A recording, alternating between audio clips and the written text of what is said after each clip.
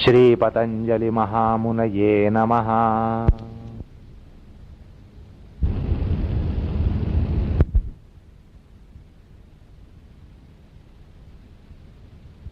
यानंतर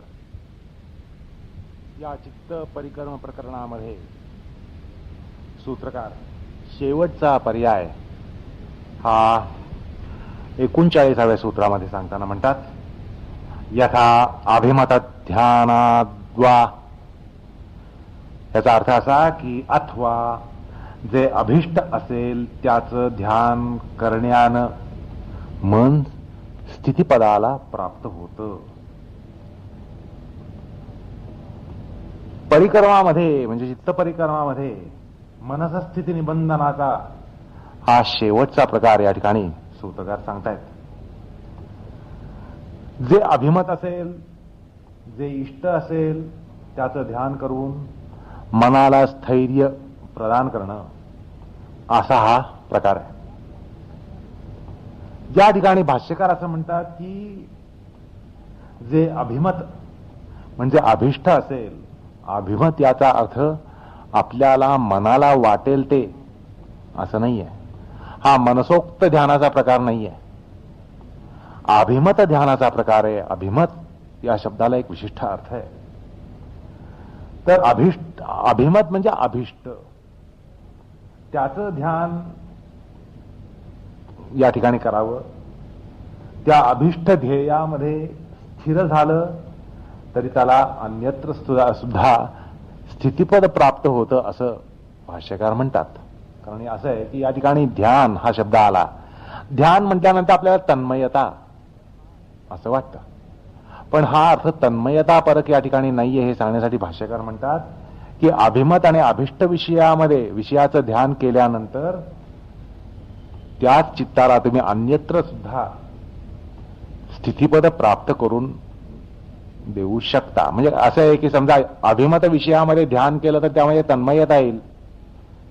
तन्मयता आली तर मन केवळ स्थितीपदाला प्राप्त झालं असं म्हणता येत नाही, तर त्याच्या पलीकडे जाऊन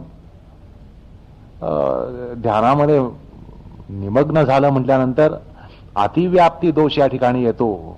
कारण आपल्याला या ठिकाणी साधायचंय काय, तर केवळ मनाची शांती, मनाची स्थिरता एवढीच या ठिकाणी साधायची आहे. आणि म्हणून या ठिकाणी अभिमत ध्यान म्हटल्यानंतर ध्यान ह्याचा अर्थ आपण लगेच तन्मयता वगैरे घेतो. तर तसा जर अर्थ केला तर मन त्या विषयामध्ये, अभिमत विषयामध्ये तन्मय झालं तर ते विषयांतरामध्ये जाऊ शकणार नाही.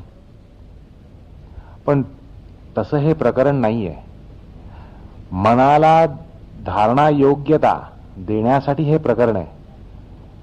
धारणा योग्यता देण्यासाठी हे प्रकरण सुरू झालेलं आहे. त्यामुळे धारणेच्या पलीकडे असलेलं जे ध्यान आहे ते ध्यान या ठिकाणी सांगितलेलं नाहीये. हे समजावं म्हणून भाष्यकार स्पष्ट म्हणतात की या अभिमत ध्येयामध्ये, अभिमत विषयामध्ये जर चित्त स्थिर झालं ते अन्यत्र सुद्धा स्थितीपद प्राप्त करून घेऊ शकतं.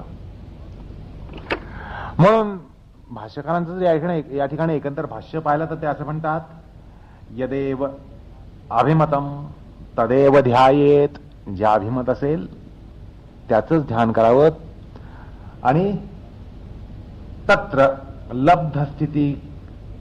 लब्धस्थितिकम अन्यत्रम अपि स्थितीपदम लभत इति. अर्थात या ठिकाणी तन्मयता नाही. अभिमत विषयामध्ये तन्मयतेपर्यंत ध्यान सांगितलं नाहीये. केवळ तो विषय आपल्या चित्तामध्ये धारण करणं, ह्याला या ठिकाणी ध्यान असं म्हटलेलं आहे. त्यामुळे ध्यान याला या ठिकाणी मर्यादित अर्थ आहे. योगशास्त्र प्रसिद्ध असा जो ध्यानाचा अर्थ आहे, तत्र प्रत्ययिकतानता ध्यानम, तो अर्थ या ठिकाणी नाही. हे वाचकांनी, अभ्यासकांनी पहिल्यांदा लक्षात घेतलं पाहिजे. कारण या ठिकाणी शब्दसाम्य आहे. या ठिकाणी सुद्धा ध्यान हा शब्द आलेला आहे, अभिमत ध्यान असा शब्द आलाय. आणि त्यामुळे हे जे ध्यान आहे ते ध्यान अष्टांगातलं जे ध्यान आहे तितक्या तात्पर्यापर्यंत ओढायचं नाही. हे पहिल्यांदी अभ्यासकांनी आणि वाचकांनी लक्षात घेतलं पाहिजे. असो, आता अभिमत ध्यान म्हणजे सुरुवातीला सांगितल्याप्रमाणे यथेच्छ मनसोक्त विषयामध्ये ध्यान करायचं नाहीये. नाहीतर असं आहे, खवय्या माणूस लाडू जिलब्या बासुंदी ह्याचं ध्यान करेल, आणि असं आहे की सर्वसाधारणपणे कामिनी कांचनामध्ये अडकलेला माणूस तुला अभिमत विषय कुठला म्हटलं म्हणून त्याला विचारल्यानंतर तो काय उत्तर देईल ह्याची आपण कल्पना करू शकतो. सर्वसाधारणपणे विषयांमध्ये रमत असतो आणि विषय हेच त्याला अभिमत असतात.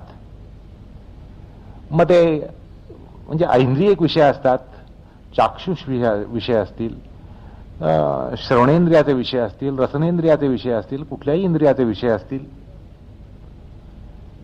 तर तो अभिमत विषय नाहीये. नाहीतर आज सर्वसामान्यपणे माणसाला अभिमत विषय म्हणजे कुठला? पैसा. मग ह्याचा अर्थ या ठिकाणी यथा अभिमत ध्यानात द्वा म्हणण्यापेक्षा पैशावर ध्यान करावं असा अर्थ काढू नये. अभिमत ह्याचा थोडक्यात अर्थ म्हणजे योगाभिमत, योग साधनाभिमत, योग साधकाभिमत असा या ठिकाणी अर्थ आहे. आणि या अभिमत पदाचा अर्थ करताना सर्वसामान्यपणे काय अर्थ असावा, तर वाचस्पती मिश्र म्हणतात तत्व इशारानेमध्ये यदेव अभिमतम तद्देवतारूपम इति. म्हणजे शेवटी आपली इष्टदेवता जी असेल तिचं ध्यान करावं. अर्थात या ठिकाणी आध्यात्मिक हेतू आहे आणि आध्यात्मिक हेतूच्या संदर्भातून अभिमत काय आहे हे या ठिकाणी ठरवायचं आहे. आलं का लक्षात? वैषयिक अभिमतता या ठिकाणी विचार सांगितलेली गेलेली नाहीये आणि त्याबद्दल स्पष्ट निर्देश करताना ते म्हणतात यदेव अभिमतम तद देवतारूपम इति. म्हणजे इष्टदेवतेचं ध्यान असा या ठिकाणी अभिप्राय आहे, अशी स्पष्टोक्ती वाचस्पती मिश्रांनी त्यांच्या तत्व इशारामध्ये केलेली आहे. आणि असे हा जो प्रकार आहे मनाला शांत करण्याचा, प्रसन्न करण्याचा, स्थिरस्थावर करण्याचा, मनाला स्थितीचा हा जो प्रकार आहे किंवा मनाला उदात्त करण्याचा, शांत उदात्त करण्याचा जो उपाय आहे तो उपाय परंपरेतून आलेला आहे, वैदिक परंपरेतून आलेला आहे. उपनिषदामध्ये या ठिकाणी एक सांगितलेला प्रकार लगेच स्मरतो. छांदोग्य उपनिषदामध्ये असं म्हटलंय अथय एष अंतरादित्ये हिरण्मय पुरुष दृश्यते हिरण्य श्मश्रु हिरण्यकेश आपरणखात सर्व एव सुवर्णः तस्य यथा कप्यासं पुंडरीकम एव आक्षिणी तस्य उदिति नाम स एष सर्वेभ्यः पापेभ्यः उदितः उदयति वै सर्वेभ्य पापेभ्यो य एव वेद. उपनिषदात असं म्हटलंय की हिरणमय असा जो पुरुष आहे, हिरणमय आणि हिरण्य श्मश्रू हिरण्यकेश, तर आदित्य मंडलांतर्गत जो आहे, आदित्य मंडलांतर्गत असा जो हिरणमय हिरण्य श्मश्रूचा हिरण्यकेश असा पुरुष, यामध्ये जर अधिक अभिरुची असेल तर ध्यान करायचा त्या ठिकाणी उपदेश आहे. यथाभिमत म्हणजे शिव, विष्णू, गणेश ह्या ज्या देवता आहेत, या देवतांचं ध्यान करण्याचा हा प्रकार योग संप्रदायाला अनुकूलच आहे आणि हाच अभिमत आहे आणि अभिप्रेत आहे. हा प्रकार योग संप्रदायाला अनुकूल आहे आणि याच संदर्भात विशेषतः योगी लोक ज्या विष्णूचं ध्यान करतात त्याविषयी एक प्रसिद्ध असा परंपरेतला श्लोक तुम्हाला तो माहितीच आहे. मनाला शांत सौम्य उदात्त करण्यासाठी आपल्या परंपरेमध्ये विशेषतः ध्यानयोग संप्रदायामध्ये योगी लोक विष्णूवर ध्यान करतात. विष्णूचं ते जे स्वरूप आहे, शांताकारं भुजगशयनं पद्मनाभं सुरेशं विश्वाधारं गगनसदृशं मेघवर्णं शुभांगं लक्ष्मीकान्तं कमलनयनं योगिर्विद्यानगम्यं वंदे विष्णू भवभयहरं सर्वलोकैकनाथम. हा परंपरेतला एक प्रसिद्ध श्लोक आहे आणि या सूत्राचं तात्पर्य आपल्याला या स्मार्त वचनामध्ये सहज सापडतं. आता वाचस्पतींचा हा अभिप्राय उचलून धरताना मणिप्रभाकार म्हणतात किं बहुना यदेव इहं शिवरामकृष्णादिरूपं तदेव ध्यायेत. शिवरामकृष्ण, शिव कृष्ण राम या ज्या आपल्या इष्टदेवता आहेत त्यांच्यामध्ये ध्यान करावं अशी स्पष्टोक्ती त्यांनी मणिप्रभा या आपल्या स्वतःच्या टीकेमध्ये केलेली आहे. आणि मणिप्रभाकार सूत्रगत जे अभिमत असं पद आहे त्या पदाचा स्पष्टार्थ सांगताना म्हणतात अभिमतम अनतिक्रम्य यथा अभिमतम. म्हणजे इष्टाचा अतिक्रम जे करत नाही ते अभिमत आहे. इष्टाचा अतिक्रम ज्यात होत नाही ते अभिमत आहे. आता या ठिकाणी प्रकरण कशाचं आहे? चित्त प्रसादनम मनस स्थिती निबंधनी असा एकूण हा प्रकरण आहे. या प्रकरणाचा विषय आहे. आता या प्रकरणाच्या विषयाच्या अनुरोधानं अभिमत ह्याचा अर्थ काय? कांचन कामिनी, गुलाबजाम, बासुंदी, श्रीखंड ह्याच्यात ध्यान करावं का? शक्यच नाही. त्या ठिकाणी इष्टाचा अतिक्रम झालेला आपल्याला स्पष्ट कळेल. कारण या ठिकाणी प्रकरण आहे हे चित्तप्रसादनाचं, मनसस्थिती निबंधनी, असं मनाला स्थितीपद देणारं, स्थावर करणारं, स्थिती स्थावर करणारं जे जे उपाय असतील त्यांचा संग्रह या ठिकाणी या प्रकरणामध्ये केलेला आहे. आणि त्यामुळे त्या इष्ट काय तर चित्तप्रसादन, मनाचं उदात्तीकरण, मनाची शांतावस्था, मनाची समाधानावस्था, मनाची स्थिरता, अचंचलता, ह्या गोष्टी या ठिकाणी इष्ट आहेत. आणि या इष्टाचा अतिक्रम करणारे जे विषय असतील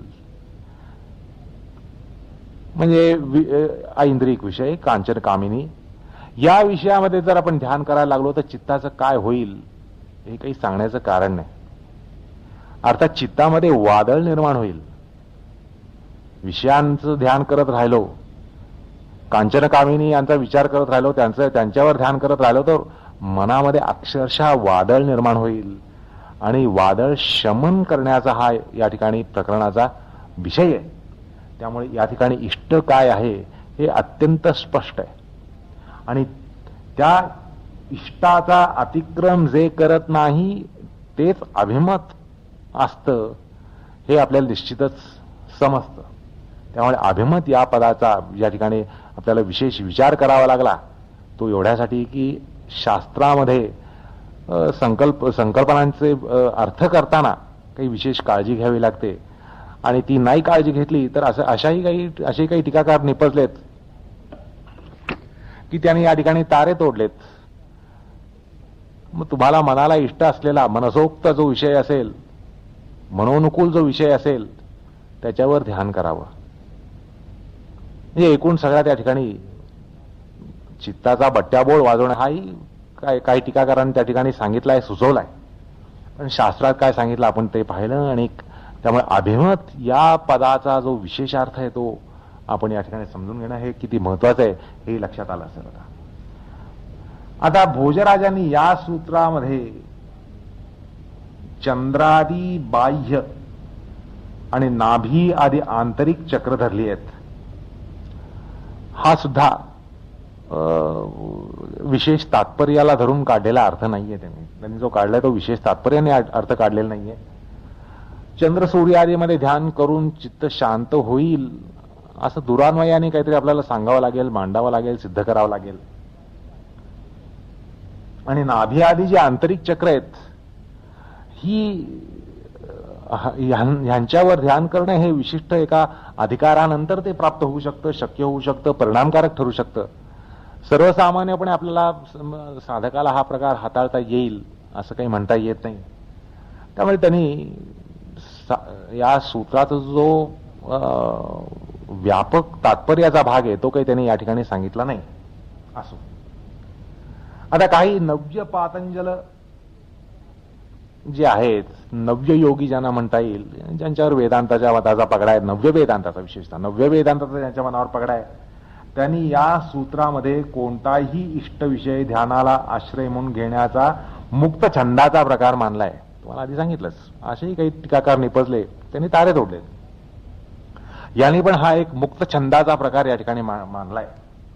यथा अभिमत पदानं सांप्रतच्या काळातील विचार प्रवाहाला, म्हणण्याचं तात्पर्य असं की सांप्रतच्या काळातील अविचार प्रवाहाला अनुसरून आपल्या अवखळ, चंचल, रसिक चित्ताला जो प्रिय विषय असेल त्यावर ध्यान करण्याचा सूत्राशय त्यांनी खुशाल सांगितलाय. आणि जे खुशाल चेंडूंना या ठिकाणी फावतं, खुशाल चेंडू जे असतील त्यांना हा उपदेश अत्यंत पथ्यावर पडतो. यथा अभिमत पदानं मनाला प्रिय असेल तो विषय असा अर्थ करणं योगविषयकच अनभिज्ञता सांगण्याचा प्रकार आहे, दाखवण्याचा प्रकार आहे. हे सूत्र चित्त परिकर्म या प्रकरणात आहे असं आपण आधीच पाहिलं. आणि या सूत्राची उपायात्मकता मनाच्या स्थितीला निबंधन करण्यात आहे. या प्रकरणावर अनुसंधान ठेवल्यावर आपल्याला लगेच लक्षात येतं, सहज लक्षात येतं की सूत्रातून असाच अर्थ काढावा लागेल की ज्या ध्येय तत्वामध्ये, ध्येय विषयामध्ये मनाला प्रसन्नता प्राप्त होईल, ज्या असा विषय असायला पाहिजे की त्याच्यामध्ये चित्ताला नियोजित केल्यानंतर मनाचे कमीत कमी ते जे कमीत कमी मनाचे भरकटण्याचे जे धर्म आहेत किंवा भरकटण्याची जी वृत्ती आहे त्याला आळा बसेल, अटकावा बसेल. हे तर आपल्याला पहिल्यांदा साधलं पाहिजे, किमान अपेक्षा आहे या ठिकाणी. आणि मग त्याचा आश्रय घेण्यासाठी सूत्रकार सांगतात, जसं एखाद्या बाळाला एखाद्या स्थानी स्थिर करायचं असेल तर त्याच्या स्वाभाविक चपखळ आणि चंचल वृत्तीला तात्पुरता आळा घालण्यासाठी त्याची आई त्याला एखादं अतिप्रिय आकर्षक असं खेळणं त्या ठिकाणी ठेवते आणि स्वतः स्वयंपाकाला जाते. असं आहे की नाही तर ते शेवटी मूल आहे, ते उच्छाद मांडणार. मग स्वयंपाकाला आपल्याला जाता येणार नाही, ह्याच्या मागे आपल्याला धावपळ करावी लागेल असं पाहून एखादं आकर्षक खेळणं त्याच्या जवळ आणि आई आपल्या कामाला जाते, असं आपण व्यवहारामध्ये बघतो. असाच प्रकार या ठिकाणी थोडासा आहे. आपलं जे चित्त आहे त्या उच्छाद मांडणाऱ्या बालकाप्रमाणे, मग त्याला कुठेतरी जरा खेळवावं आणि आपल्याला आपले उपाय हाताळता येतील अशा रीतीने त्याला कुठेतरी खिळवून ठेवणं, एवढंच तात्पर्य या ठिकाणी. या ठिकाणी प्रियकरानं प्रेयसीचं ध्यान करावं असा अर्थ घेतल्यास त्या अशा अर्थानं प्रकरणबाह्य असा तो अर्थ ठरेल.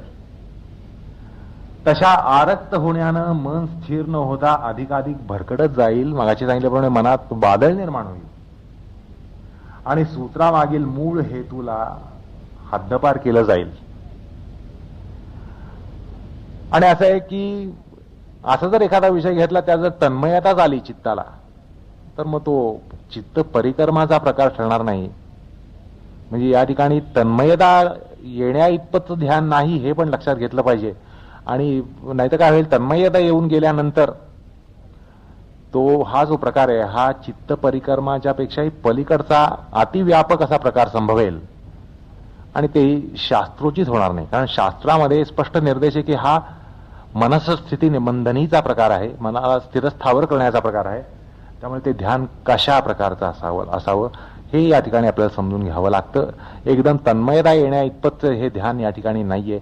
आणि म्हणूनच सूत्रकारांनी सुरुवातीला तुम्हाला सांगितल्याप्रमाणे तसा स्पष्ट निर्देश केला की केवळ मनाला गोळा करणं, मनाला शांत करणं, मनाला समाधानित करणं, मनाला उदात्त करणं, मनाला स्वच्छ करणं, निर्मळ करणं हाच या ठिकाणी हेतू असतो. म्हणजे एकदा मन निर्मळ झालं की आपल्या धारणा ध्यानाचा विषय असेल त्या ठिकाणी आपल्याला मन नियोजित करता येतं. तर असा एक त्याला मर्यादित अर्थ ध्यान या पदाला आहे, हाही भाग या संदर्भामध्ये लक्षात घेतला पाहिजे. आता असं पहा, आता असं पहा की हे सूत्र ज्या अर्थी स्वतंत्र सूत्र नाही आहे, हे काही स्वतंत्र सूत्र नाही आहे, हे प्रकरणामधलं अंगभूत सूत्र आहे. एका विशिष्ट प्रकरणाचं ते अंग आहे. चित्तपरिकर्माचं जे प्रकरण आहे त्याचं एक अंगभूत सूत्र आहे. तेव्हा प्रकरणावर अनुसंधान ठेवूनच अर्थ करावा लागतो, असा एक शास्त्राचा नियम आहे. शास्त्रार्थ मीमांसा करताना प्रकरणाचा अर्थ प्रकरणाला अनुसरणारा असा अर्थ करावा लागतो. या ठिकाणी समोर एक कोश ठेवून घेतला, शब्दकोश ठेवून घेतला आणि ध्यान म्हणजे तन्मयता आणेल, तन्मयता देईल अशा विषयामध्ये चित्त नियोजित करावं असा अर्थ या ठिकाणी घेणं हे प्रकरण बाह्य ठरेल. एकूण काय तर शास्त्रार्थ करण्याचे जे काही नियम आहेत त्या नियमाला धरून असं म्हणावं लागतं की चित्त परिकर्माच्या प्रकरणामध्ये हे सूत्र आहे. त्यामुळे ध्यान या पदाला एक मर्यादित अर्थ आहे. आणि असं आहे की मनसस्थिती निबंधनी या प्रयोजनावर अनुसंधान ठेवल्यावर असे बुद्धीचे तारे तोडण्याचा प्रसंग येणार नाही, कारण हा मनसस्थिती निबंधनीचा उपाय आहे. म्हणजे या उपायातून केवळ मनसस्थिती निबंधनी हा हेतू साधला गेला पाहिजे, त्याच्या पलीकडचा कुठलाही हेतू साधण्याचं कारण नाही. आणि तसं साधणं हे या ठिकाणी अपेक्षित नाहीये, हे या ठिकाणी कटाक्षाने सांगावं असं वाटतं. आणि एकदा हा प्रकार लक्षात आला की मग हे जे तारे तोडलेत त्या विषयात ध्यान करा. आपल्याला अभिमत म्हणजे इष्ट, मग अशा कुठल्याही विषयात ध्यान करा असा प्रकार या ठिकाणी नाहीये. असे तारे तोडले जाणार नाहीत जर शास्त्रार्थ मीमांसा करण्याचे जर नियम जर पाळले तर. आणि हे नियम झुगारल्यामुळे टीकाकारांनी वाटेल तसे अर्थ काढलेले आहेत. असो, या निमित्तानं शास्त्रार्थ करताना जो महत्वाचा नियम सांभाळावा लागतो त्याचा निर्देश आता या ठिकाणी झालाच. हा नियम असा की पद अर्थ करताना ते पद किंवा वाक्य संघात कोणत्या प्रकरणात आहे हे समजणं आणि लक्षात ठेवणं अत्यावश्यक असतं. हे सूत्र स्वतंत्र सूत्र नाहीये. या प्रकरणाच्या अनुरोधानच त्याचा आपल्याला विचार करावा लागतो. त्यामुळे अभिमत म्हणजे काय? चित्त परिकर्माभिमत, चित्त परिकर्माला योग्य, चित्त प्रसादनाला योग्य, मनसस्थिती निबंधनी अशा अवस्थेला योग्य अशा अभिमत ध्यानाचा प्रकार या ठिकाणी सांगितलाय. असो, आता सूत्राशयामध्ये आणखी एक असा भाग येतो की प्रकरणानुसार असं दिसतं की चित्ताला समाधिस्थ करण्यासाठी प्रथम चित्त प्रसादन करावं लागतं. चित्त पहिल्यांदा प्रसादित व्हावं लागतं, शांत व्हावं लागतं. नंतर मनाला स्थितीपद देता येतं. मनाला आधी शांत करावं लागतं म्हणजे त्याला, आणि त्याच्यानंतर त्याच्यामध्ये अचंचल धर्म हा आणता येतो. कारण असं आहे की भरकटणाऱ्या मनाला काही समाधीतील स्थूल सूक्ष्म अशा आलंबनामध्ये एकदम झुंपण्याचा प्रकार हा अशक्यच असतो. कल्पनेत सुद्धा आपल्याला तो आणता येत नाही. आलं का लक्षात? चित्त त्याला एकदम एखाद्या ध्यानाच्या आणि समाधीच्या विषयामध्ये नियोजित करणं, स्थूल सूक्ष्म असे जे समाधीचे ध्यानाचे विषय असतील त्याच्यामध्ये नियोजित करणं हे काही संभवनीय नाहीये, कल्पना सुद्धा करता येते. या ठिकाणी समाधीच्या उपक्रमाचा निर्देश किंवा उपक्रम विधीचा निर्देश हा झालाय.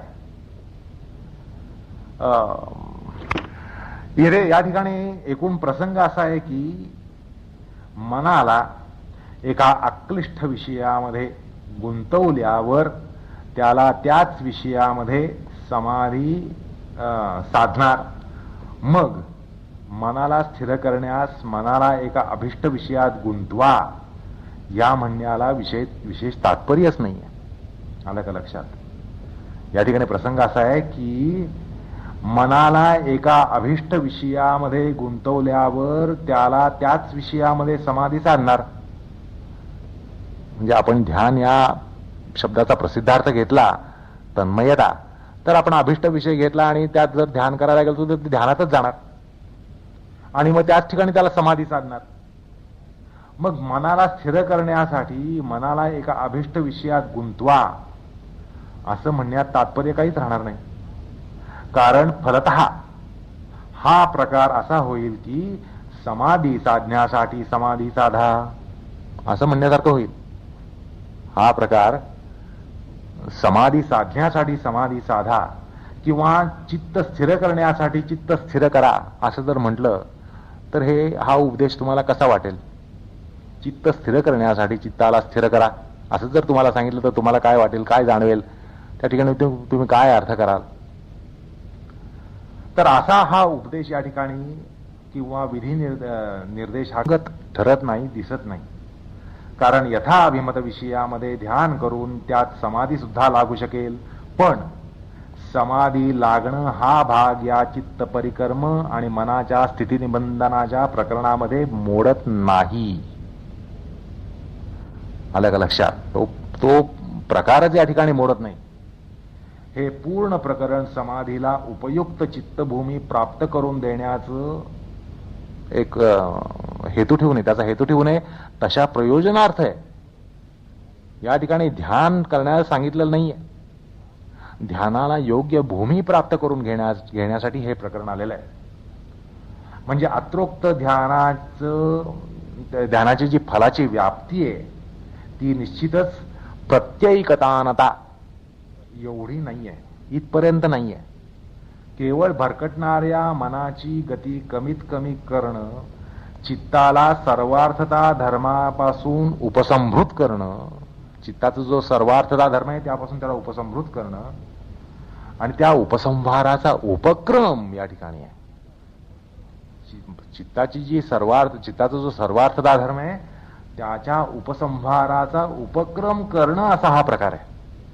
कारण एकदा ध्यानगत झालेलं चित्त ध्यान निवृत्त झालं तर ते विथ्थानात गेल्याचं ठरतं.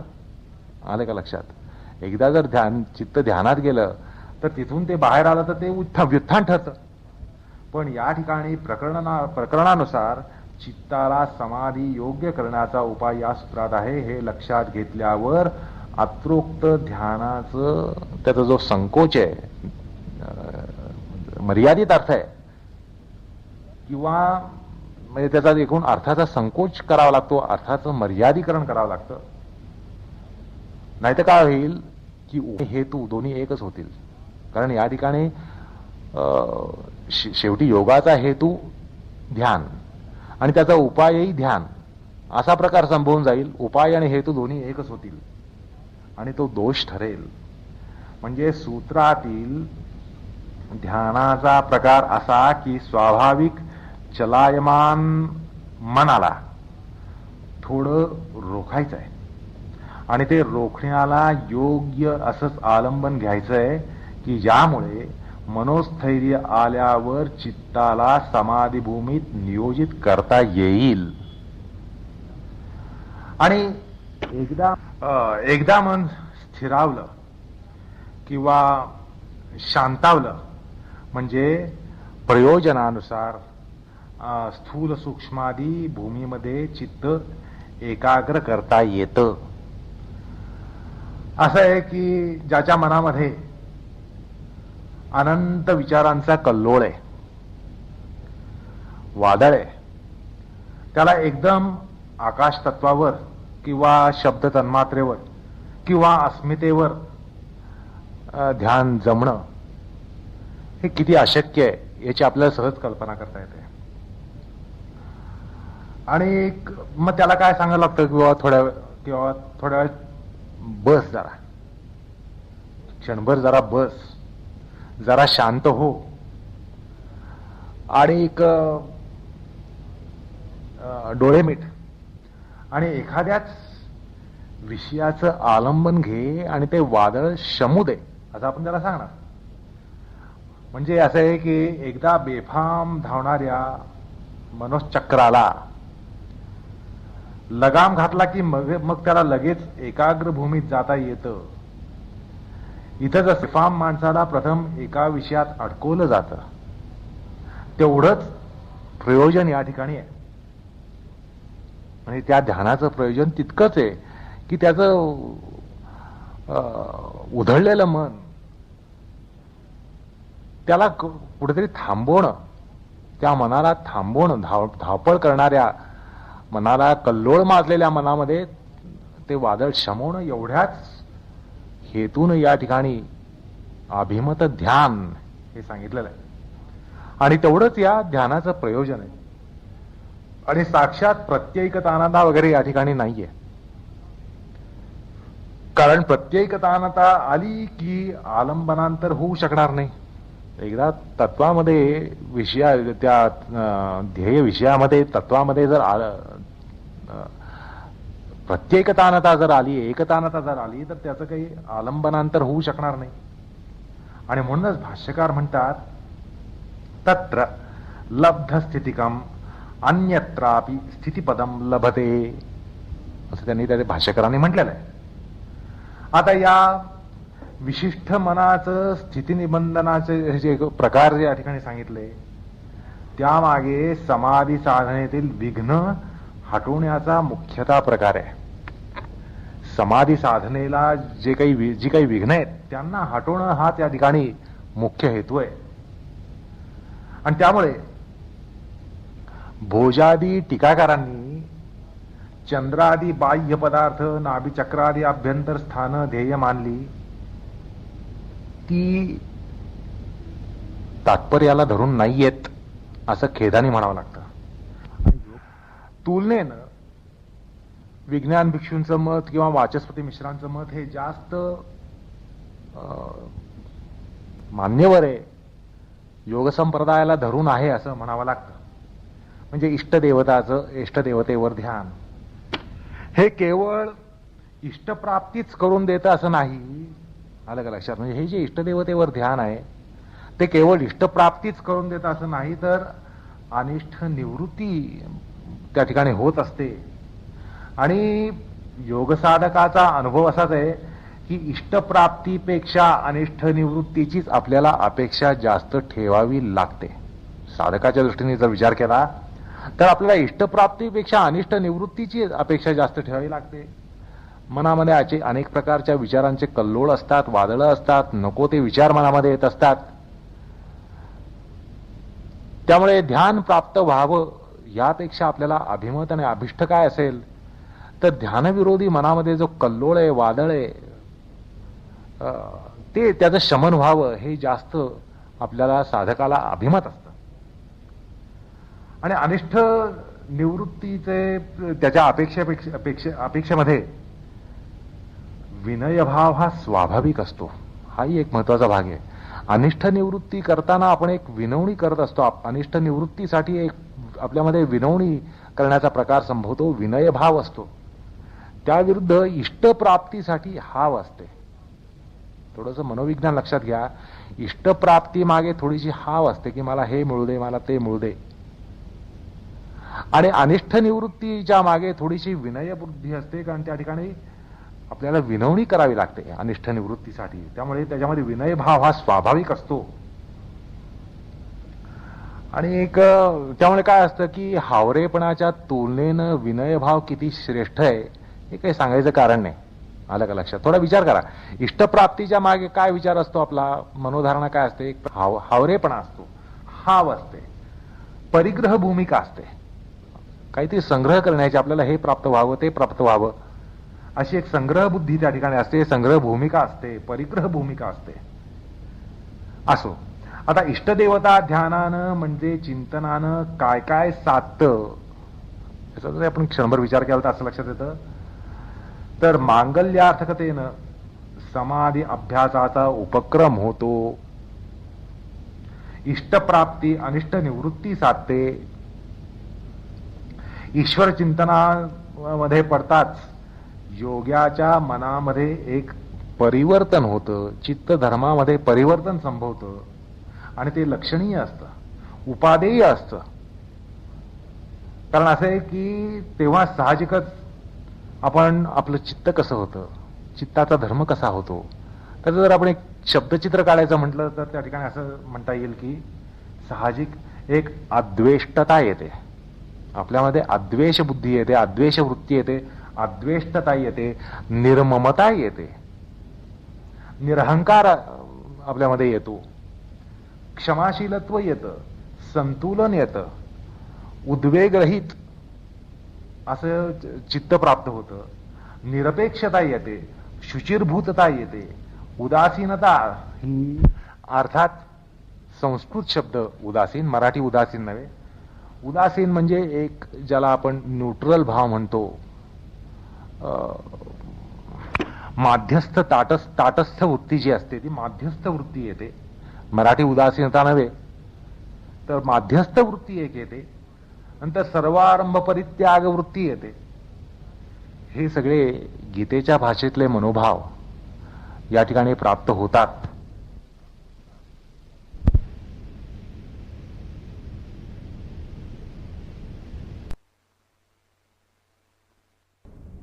नंतर सर्वारंभ परित्याग वृत्ती येते. हे सगळे गीतेच्या भाषेतले मनोभाव या ठिकाणी प्राप्त होतात असं आपल्याला सहज म्हणता येतं. आणि त्यामुळे चित्तप्रसादन कसं साधतं हे लगेच लक्षात येतं. चित्तप्रसादन किंवा मनस्थिती निबंधनी हे प्रकार कसे प्राप्त होतात तर त्यामागे ही मनोभूमिका निर्माण होते आणि त्यामुळे ते धर्मचित्ताला प्राप्त होतात असं आपल्याला म्हणता येतं. आणि त्यामुळे काय होतं, चित्ताचा एकाग्र भूमीमध्ये प्रवेश होऊ शकतो. या ठिकाणी एक पतंजलीचं सूत्र प्रकर्षाने आढळतं.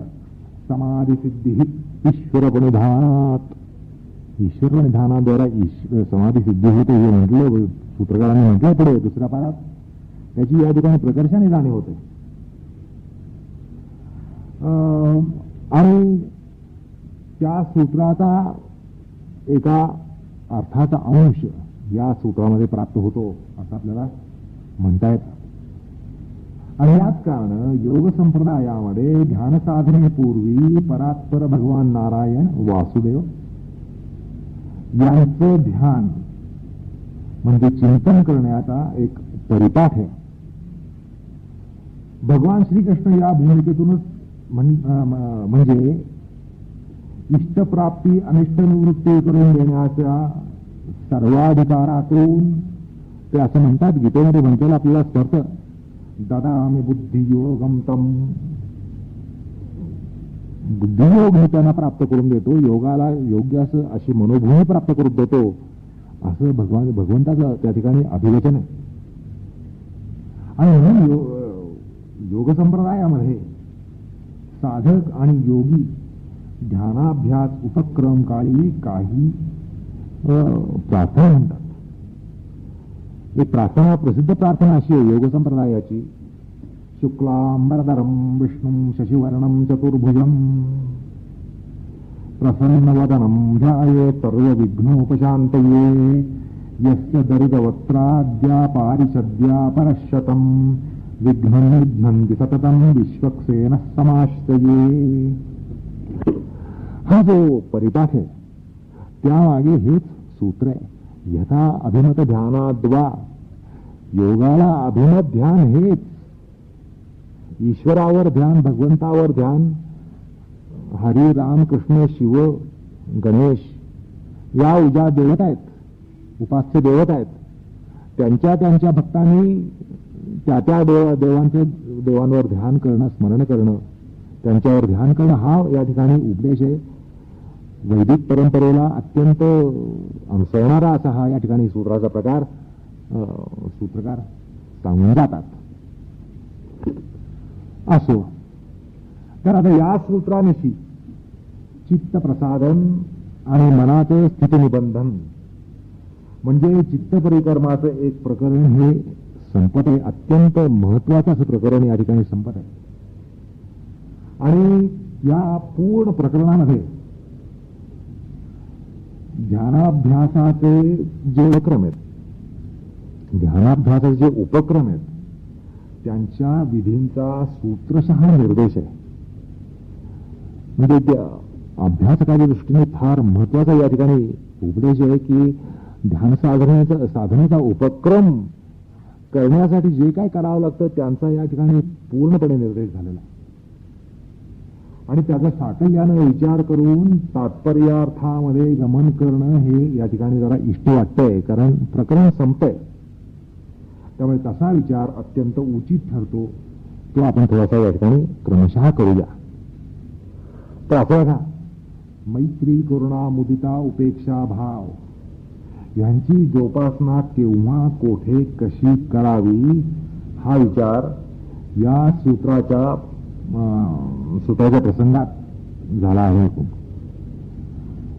असं आहे की योगभिन्न भूमीमध्ये त्या भावना योगामध्ये केवळ शुक्ल धर्म उपार्जित करतात असं नाही, तर चित्त संतुलन आणतात.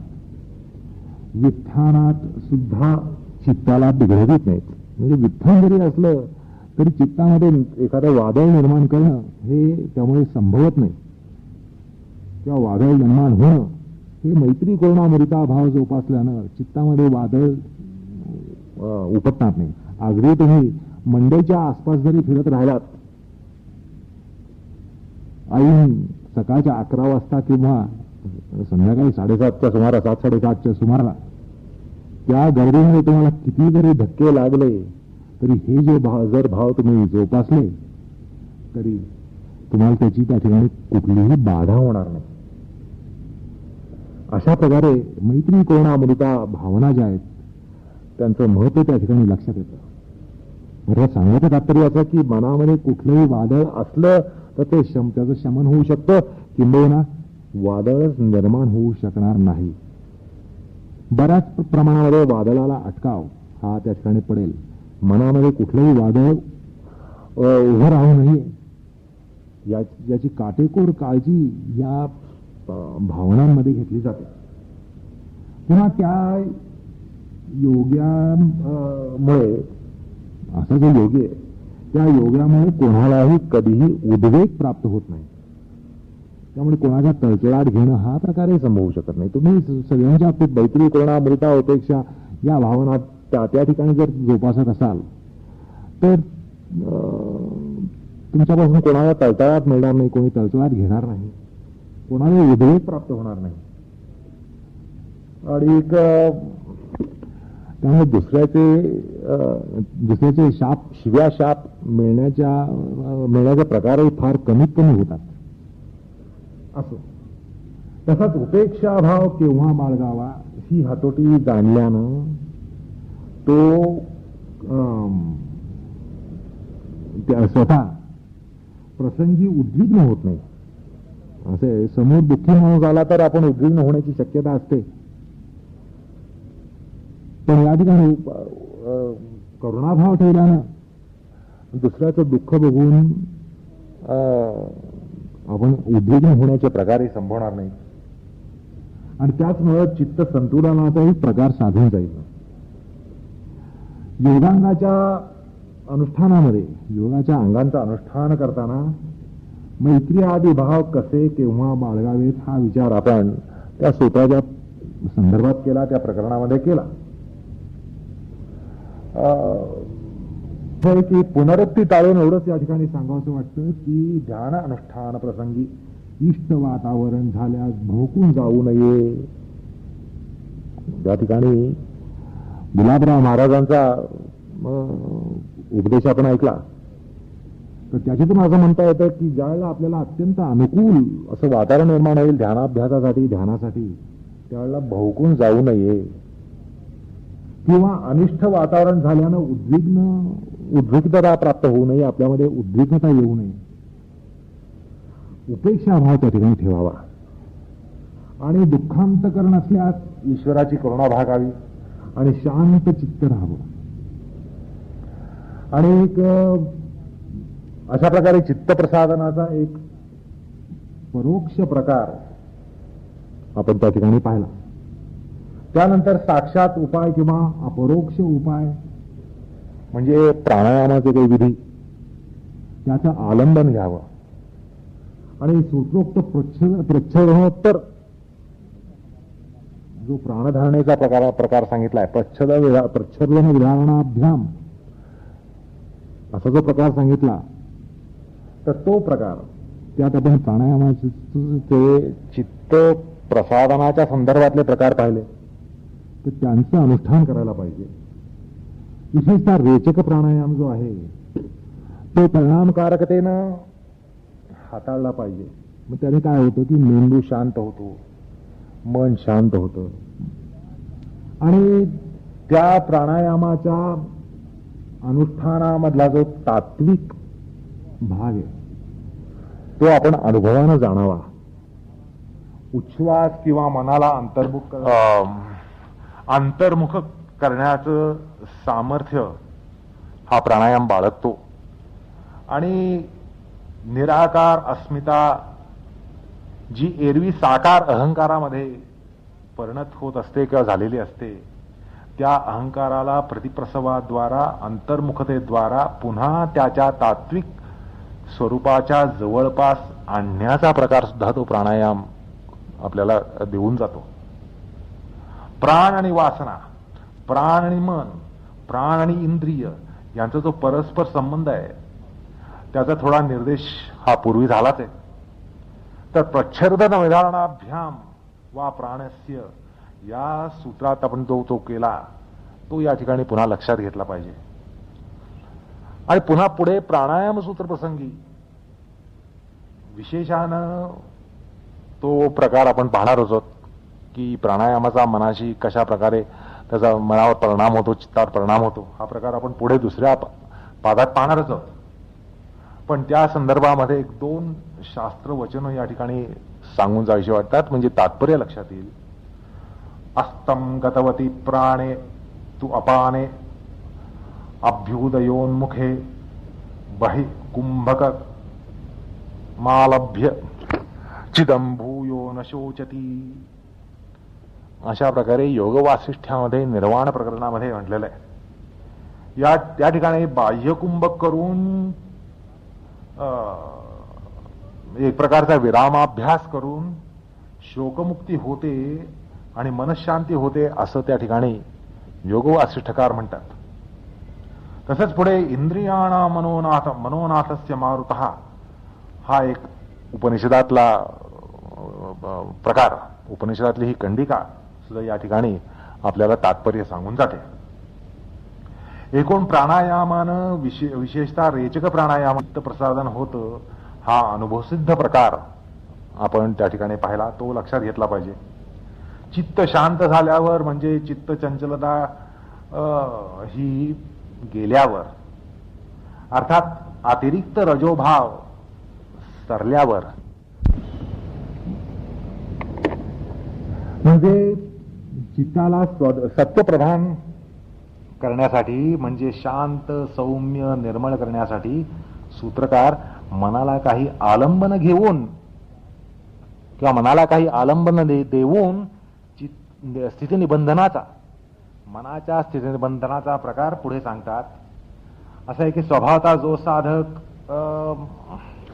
विषय दोष दर्शनाला योग्य असेल, विषयातले दोष जो ग्रहण करू शकतो, ग्रहण करण्याचा मनाचा कल ज्याचा असतो त्यानं सात्विक आणि ज्ञानपूर्ण भूमिकेतून शब्दादीन विषयांमध्ये प्रवृत्त व्हावं, म्हणजे सात्विक भूमीतून विषयांचं स्वरूप ज्ञान घ्यावं आणि त्याद्वारा दोषदर्शन घेऊन स्वाभाविकतः हटावं असं त्या ठिकाणी सांगतात.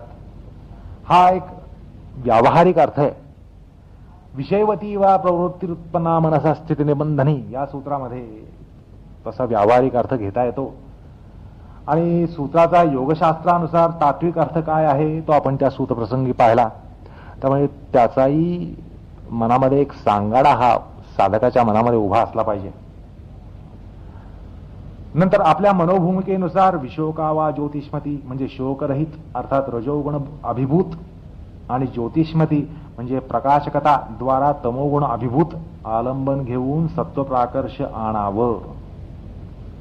आलं का लक्षात? वीतराग म्हणजे रजोगुणाचा त्याचं पारिपत्य करून अर्थात त्यामुळे विशोका अवस्था येते, कारण शोक हा शेवटी रजमूलक असतो. रजसस्तु फलम दुःखम असा गीतेचा सिद्धांत आहे. दुःख ही रजोमूलक असतात, रजोद्भव असतात, रजप्रभव असतात. असं पाहून विशोका प्रवृत्तीनं योगी हा रजोगुणाचा संकोच हा साधत असतो. तसं ज्योतिष्मती ही प्रकाशमान अवस्था जी आहे त्याद्वारा तमाचा अनुभव हा केला जातो आणि दोन्ही प्रकारानं एक सत्व प्राकर्ष्य हे प्राप्त केलं जातं. आणि हा जो तात्विक पक्ष आहे तो आपण त्या सूत्रात पाहिलाय. किंवा वीतराग म्हणजे रजोगुण अभिभूत असे विषय चित्तामध्ये धारण करावे असाही एक पुढे उपदेश आला. चित्तातील विषय प्रकाशन सत्वगुणाद्वारा होते. त्यामुळे त्या ठिकाणी सुद्धा सत्व उत्कर्षानं किंवा सत्वोत्कर्षानं तद्विरुद्ध तमोगुणाला दाबण्याचा प्रकार आहे. किंवा मग स्वप्न ज्ञान म्हणजे सात्विक शांत प्रासादिक स्वप्न ज्ञानाचा आलंबन घेणं. जागृतातील मोहात्मक तमोगुण दाबणं. आणि मग निद्राज्ञान म्हणजे निद्रागत जे व्यापार उपशम पावलेले असतात आणि परिणामतः व्यापारात्मकता जो रजोगुण व्यापार त्याचा अभिभव करून सत्ववृद्धी करण्याचा प्रकार म्हणजे असे झोपेमध्ये सर्व वृत्ती या उपशमित होतात. म्हणजे रजोगुणाचा व्यापार हा संपतो. रजोगुणाला जरा भूल दिली जाते. सोप्या शब्दात सांगायचं म्हणजे निद्रेमध्ये रजोगुणाला भूल दिली जाते. तर तसं भूल दिल्याची कल्पना करून सत्ववृद्धी करण्याचा एक प्रकार म्हणजे असं आहे की रजोगुण दाबला गेला तर सत्वगुण वर येतोच. तर त्यामुळे तशा प्रकारे सत्ववृद्धी करण्याचा प्रकार एकाचे किंवा एकाधिकांचे किंवा सर्वच आलंबन घेऊन ते जे वेगळे उपाय सांगितले त्यात एकाचं आलंबन घेऊन किंवा अनेकांचं आलंबन घेऊन किंवा सर्वांचं आलंबन घेऊन अपरोक्षपणे मनाला स्थैर्य देऊन शेवटी अपरोक्ष आणि साक्षात उपायानं म्हणजे या सूत्रात सांगितलेला जो प्रकार आहे त्याद्वारा मनाला निबद्ध करणं आणि ईश्वरी सामर्थ्याला पाठीशी घेऊन. कारण या ठिकाणी इष्टदेवतेचं ध्यान आहे असं म्हटल्यानंतर आपण त्या देवतेचा का ईश्वराचा अनुग्रह मिळवत असतो या ठिकाणी. तर ते सामर्थ्य पाठीशी घेऊन समाधीभूमीत प्रवेश करायचा असतो. त्या ईश्वरातच खरं म्हणजे कर्तृम अकर्तृम अन्यथा कर्तृम सामर्थ्य असतं. आणि मग त्याचं जर आपल्याला पाठबळ मिळालं तर आपल्याला किती गती येईल गती मिळेल याची कल्पनाच आपल्याला करता येईल. एकूण भगवद आयत्त वृत्ती घेणं हे या सूत्राला निर्देशित करायचं आहे किंवा सूत्राचा हेतू तो आहे. सूत्राच्या गर्भामध्ये भगवद आयत्त वृत्ती ही योग साधकामध्ये यावी योग किंवा योग्यामध्ये यावी असा या ठिकाणी स्पष्ट निर्देश आहे. आणि खरं म्हणजे तोच चरम सिद्धांत आहे. भगवद आयत्त होणं म्हणजे भक्तिशास्त्राच्या दृष्टिकोनातून हा विचार आपल्याला या ठिकाणी या सूत्रात प्राप्त होत असतो. आणि त्याचंच या ठिकाणी योगी हे अंगीकरण करत असतो. आता भाष्यकारांनी सूत्राशय सांगताना शांत मनाला आलंबनांतर घेता येतं असं म्हटलं. असं जे भाष्यकारांनी म्हटलं ते त्यांचं पदरचा सिद्धांत नाहीये. त्यांनी स्वतःचा पदरचा सिद्धांत घातलेला नाहीये. हा सिद्धांत स्वतः सूत्रकार आता पुढच्या सूत्रात सांगणार आहेत की ते एकदा तुमचं मन असं शांत झालं अभिमत ध्यान केल्यानंतर मन शांत झालं तर ते मन तुम्ही कुठल्याही दुसऱ्या तत्वामध्ये त्याचं नियोजन होऊ शकते त्या चित्ताचं. परमाणु महत्त्वांतोस्य वशिकार असं ते पुढल्या सूत्रात म्हणतात की उपरोक्त चित्त परिक्रमाद्वारा चित्ताला एकदा एकाग्रता सामर्थ्य आलं तर म्हणजे वशित्व जर आलं एकाग्रतेमध्ये जर वशित्व आलं तर परमाणू अशा म्हणजे अत्यंत परम अणु तत्वांपर्यंत किंवा तत्वांपासून परमहत अशा पदार्थांपर्यंत त्याला तो धर्म प्राप्त होऊ शकतो. यथाविमत ध्यानाद्वास कशासाठी तर तुम्हाला हे सामर्थ्य प्राप्त होण्यासाठी योग्याला हे सामर्थ्य प्राप्त होण्यासाठी की परमाणूपासून परमहत असं जे तत्व आणि पदार्थ असतील तिथपर्यंत त्याला त्याच्या मनाला त्या ठिकाणी नियोजित करण्याचं सामर्थ्य प्राप्त होतं. हा सूत्रकारांचाच सिद्धांत आहे. तो भाष्यकाराने आदल्या सूत्रात आधीच सांगून टाकला म्हणजे त्या अनुषंगाने आपल्याला सूत्राचा अर्थ करता येतो. म्हणजे असं आहे की शास्त्रार्थ करताना आपल्याला पुढले मागले संदर्भ घ्यावे लागतात पण सहसा आपण पुढले संदर्भ बघत नाहीत, कारण आपण ग्रंथ वाचतो, सुरुवातीपासून वाचतो, पुढे काय सांगितलं आहे हे आपल्याला काही कळत नसतं, पण त्या अनुषंगाने आपल्याला त्या सूत्राचा अर्थ करावा लागत असतो. म्हणून भाष्यकारांनी आगामी सूत्र जे आहे त्याचं तात्पर्य पुढे ठेवून सूत्राचा अर्थ करताना ध्यान शब्दाला त्यांनी विशेष अर्थ सांगितला. ह्याचं कारण सूत्रकारांनीच आगामी सूत्रामध्ये असं सांगितलंय की या ध्यानाला मर्यादित अर्थ आहे. अशा प्रकारे सूत्रकार पुढल्या प्रकरणाला संबंध सांगण्यासाठी अजून एक सूत्र घालतात. म्हणजे चित्त परिक्रमानंतर काय, चित्ताची विशुद्धी झाल्यानंतर काय, चित्त शांत प्रसन्न उदात्त झाल्यानंतर काय, हा जो प्रश्न आहे त्या प्रश्नाचं उत्तर आगामी प्रकरणामध्ये आहे. तर दरम्यामध्ये एक सूत्र घालून त्याने एक प्रकारे संबंध सूत्र सांगितलंय, पण ते 40वे सूत्र आहे. त्यामुळे त्याचा विचार आपण पुढल्या प्रसंगी करणार आहोत. कृष्णार्पणमस्तु.